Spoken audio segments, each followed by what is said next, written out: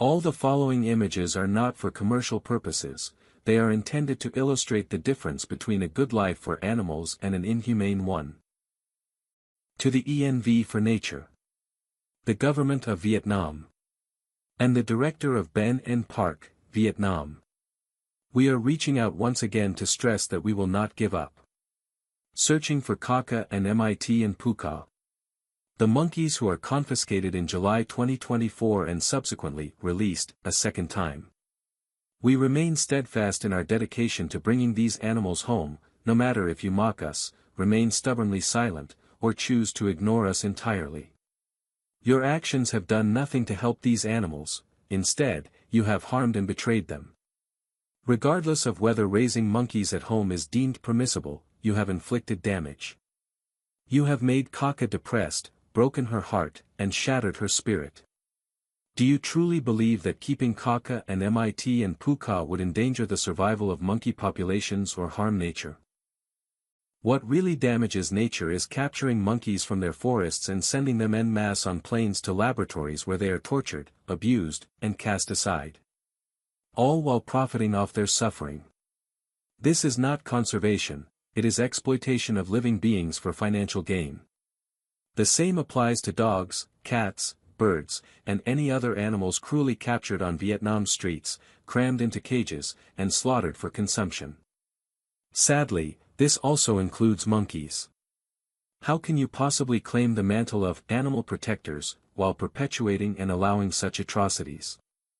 We will continue to shed light on what is really happening. Because the harm you have caused these animals is undeniable.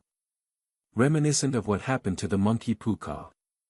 The complete lack of effort by ENV to explain Puka's fate raises serious concerns. Where is Puka? What have you done to her? Vietnam is often celebrated as a beautiful country rooted in Buddhist traditions. However, with all due respect, this seems like an illusion. If true Buddhist principles were followed, animals would not be brutalized in your streets, sold as food, or forcibly removed from their natural habitats only to end up in labs abroad. Furthermore, look at the evidence. Wild monkeys in Vietnam are teased and mistreated by tourists and locals alike. Dogs are confined in torturous conditions, crammed into tiny cages to the point of death. The images presented here allegedly depict primates that were confiscated in June 2024. It raises the question of whether Kaka, MIT, and Puka were also subjected to confinement in such deplorable cages.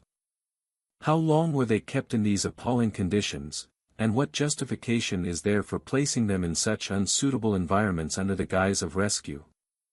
Could this ordeal have contributed to Puka falling ill? Furthermore, what actions have been taken with all the confiscated primates so far?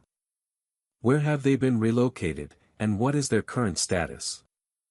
This situation constitutes cruelty, it is grotesque, disgraceful, and devoid of compassion.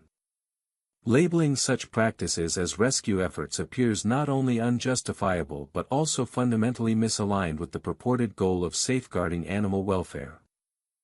We demand immediate information about what happened to Kaka, MIT, and Puka. We also seek answers as to why the monkeys were removed, kidnapped, or allegedly released for the second time. We call for the immediate return of the monkeys to the place where they felt at home, where they were raised. The images presented here clearly depict the reality in Vietnam and the harsh treatment of animals and living creatures, which has nothing to do with rescue efforts. Our commitment remains steadfast, and we will continue to search for Kaka, MIT, and Puka.